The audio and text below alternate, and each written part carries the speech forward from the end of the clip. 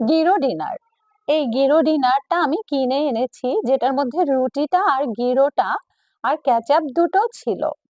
এটা মিডল ইস্টের একটা জনপ্রিয় খাবার। গিরোটা কিন্তু বিফ আর ল্যাম্পের মিশ্রণ থাকে।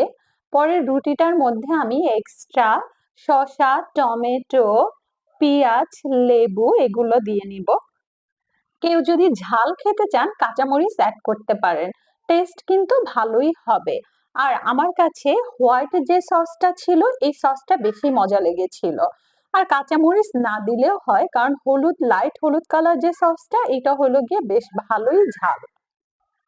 তবে এটা কিন্তু বেশ রিচ ফুড, কারণ গিরোতে আমার কাছে মনে হচ্ছে প্রচুর প্রচুর পরিমাণের অয়েল।